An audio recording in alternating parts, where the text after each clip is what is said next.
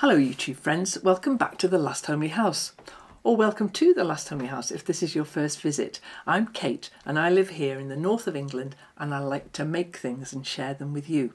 Now a few weeks ago I started work on my style of Kantha quilt, and I'll leave the link to that video in the description below if you wanted to go back and see number 1 in this series. But I've started to put the 3 layers together now, and in the video that follows you will see how I got on with that. I do change my mind a few times about it, and so what I'm ending up with is a bit of a hybrid, but watch and you'll see. I'm making some progress with my Kantha quilt. I looked at all the squares I'd put aside and I was trying to decide what kind of design I wanted. So first of all I laid out some quite random shapes, but then I thought I don't actually like them in that random way. The fabrics themselves are pretty random, and I think some sort of regularity actually works really well. And so I cut what I could of the colours I'd chosen into 5 1/4 inch squares, and now I have them here piled up and I'm sewing them together in that webbing way that I like to do. So here they are, and I just like how they look, and I'm pinning a number to each column. This one's column number 3. Oh. And that's the next one that fell off, and I'm just going to pile these up then like this, so that will be stitched onto columns number 1 and 2. So I think we're going to call this a hybrid Kantha, and I think I'm going to really like how it looks at the end.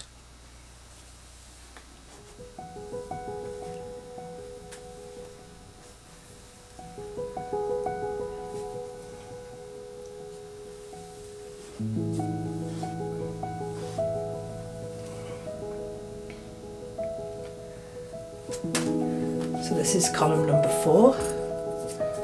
I like this way of stitching.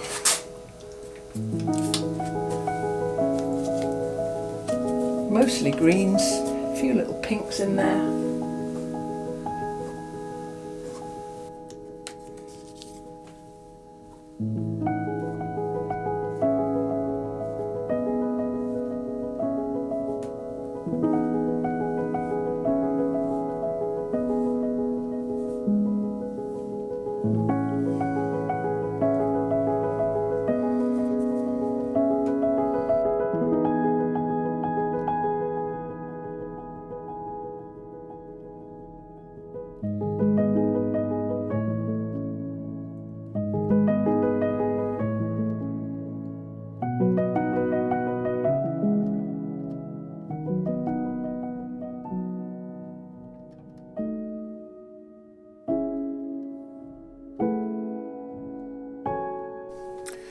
I've shown you how I've done this webbing before, but just to recap, we have each of the piles numbered, and they don't need to be pinned together, they just can sit there now.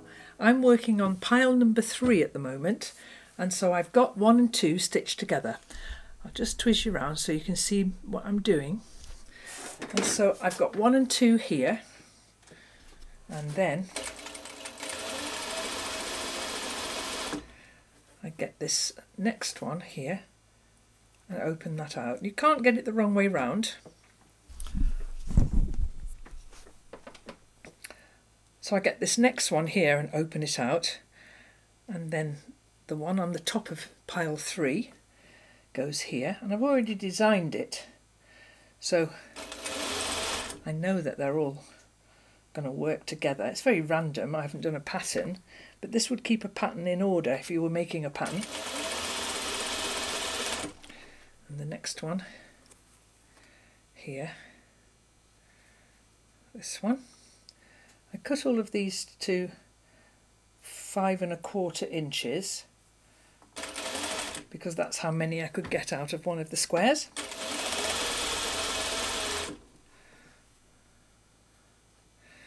open it out, get the next one,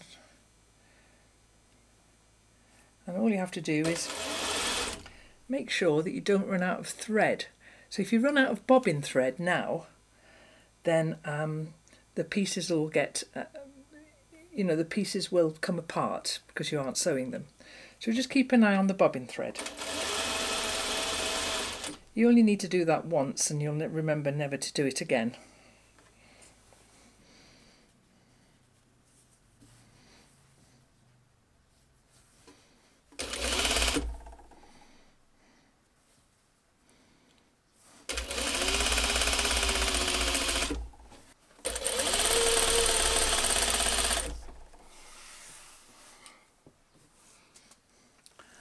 So now I've sewn everything together in one direction, and now I'm going to turn it the other way.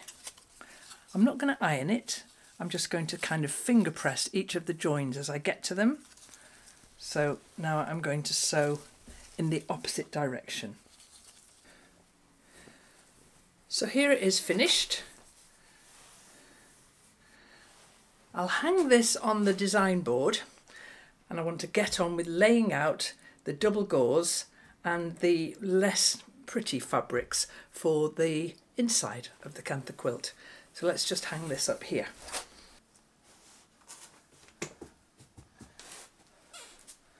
So all of those 1/4 inches all add up, don't they? And you lose quite a lot in the size of the thing, so it's cinched in quite a bit, but it's still going to be a very useful size. So let me show you what I'm doing on the table.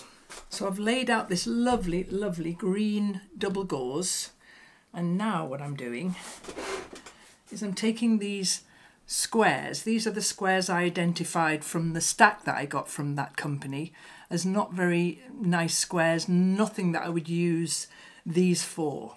So I'm just going to lay them out now in a double layer, I thought. So these are just colours that I don't like and don't think that I will use. They're not beautifully printed.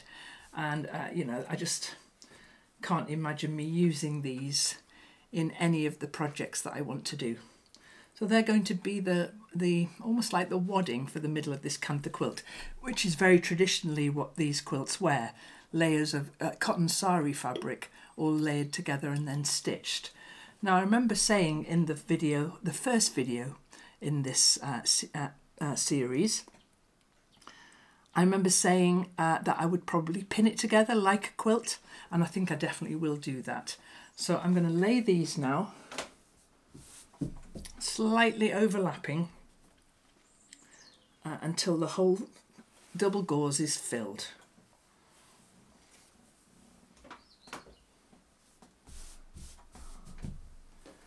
So now, with my quilt top, I'm going to very carefully lay it on here so as not to dislodge any of those pieces that I've just put down. And yes, I've laid them a little tiny bit bigger than they need to be, which is perfect. And so I'm going to put this quilt top now over these little Kantha squares. Yeah, that's a lovely thickness. So then I'm going to pin it and start stitching. I'm trying to decide what to do with the edges. I'll think about that while I'm pinning it out.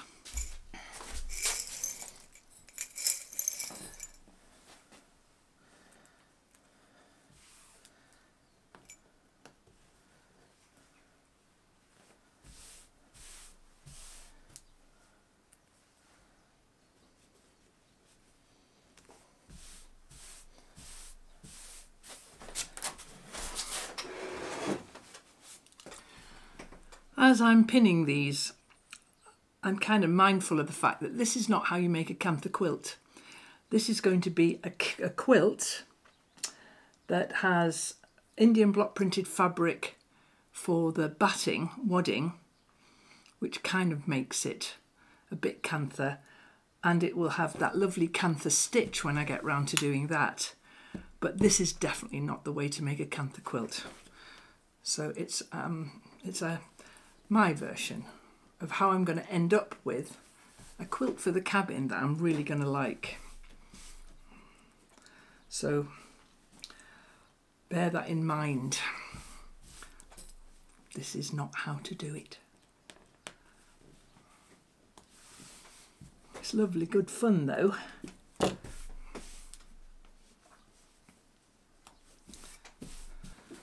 I've kind of devised this way of smooshing it out, pinning it very, very regularly, and then rolling it. I'll show you. I'm pinning it fairly regular intervals because of the pieces underneath. I'm not quite sure where they meet. I don't want them to shift when I'm sewing it. And as I roll this up, I can smoosh it out. Seems to be working okay.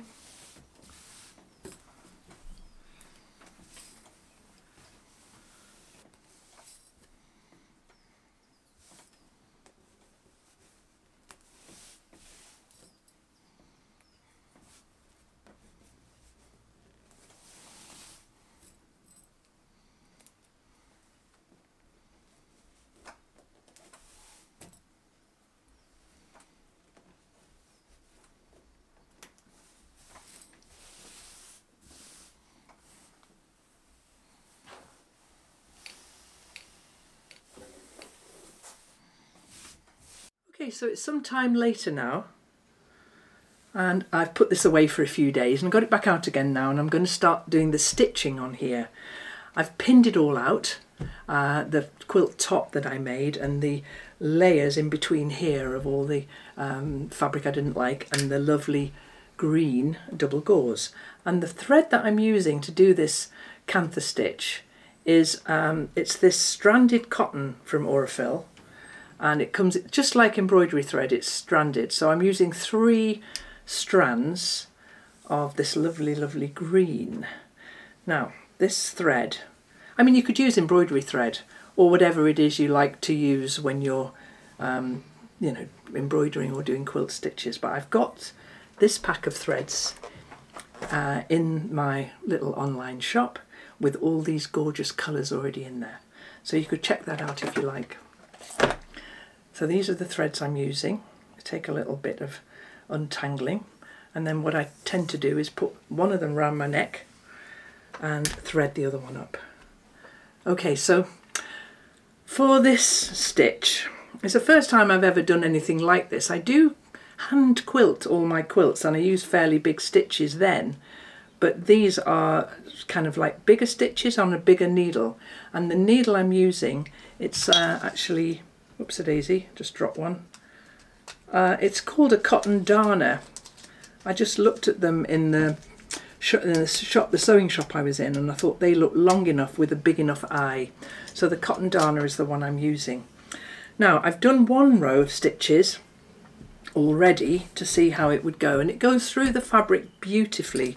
But now I'm at this point now of deciding how far apart my stitch rows should be. Now, Kantha stitches are often quite close together. I'm just wondering how far around the bend I'll go if I have to do them really closely together, and there's a lot of them. But I'm only going to go in one direction, and so I'm thinking that I might do them 1/2 inch apart, which would be very close together. How about 3/4 inch apart?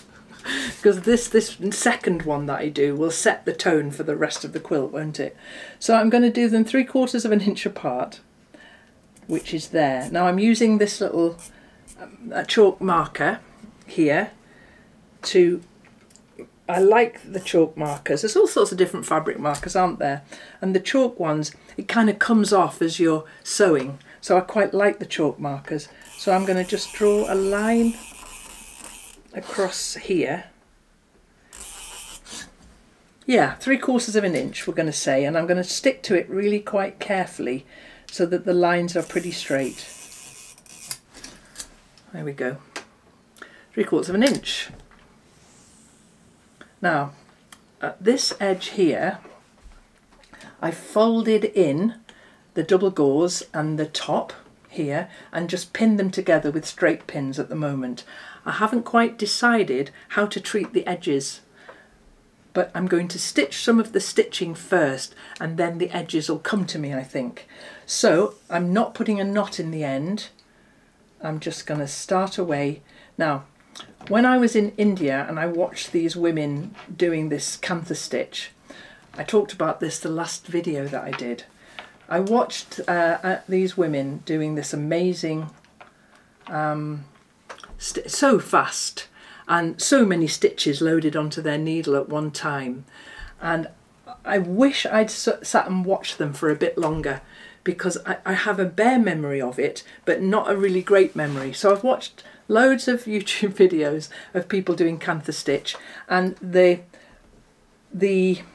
what would I call it, the lovely rocking action that people do with the needle, which kind of makes this go faster. At the moment, I'm quilting like I hand quilt on my ordinary quilts. I haven't got into the way of doing that. Maybe I will when I get a bit further in.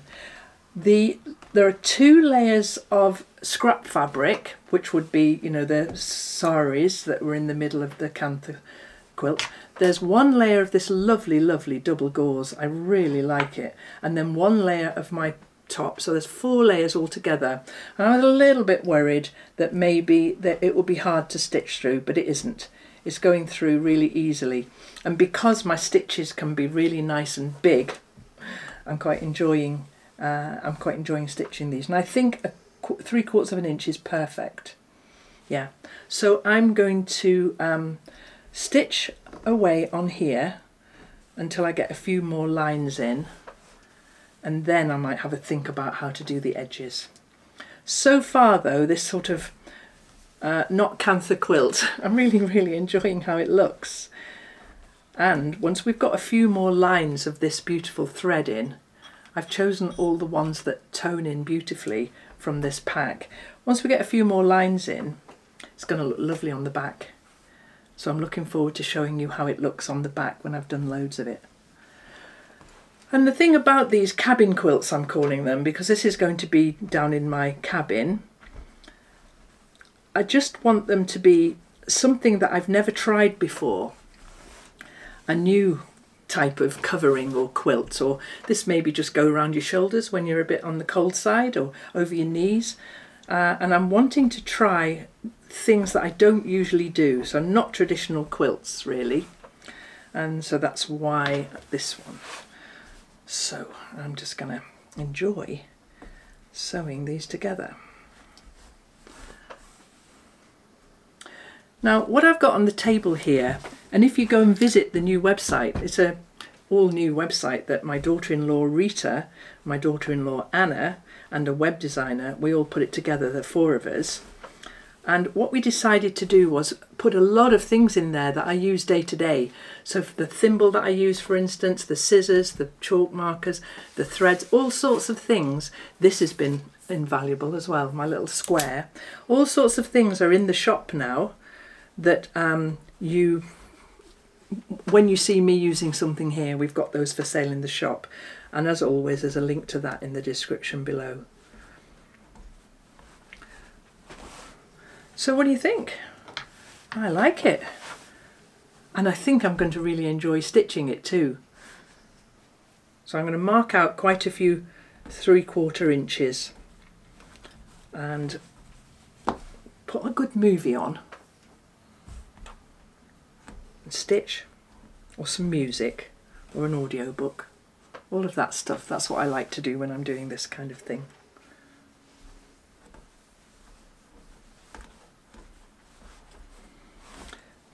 Because it'll take ages, but you know, that's my favourite kind of job.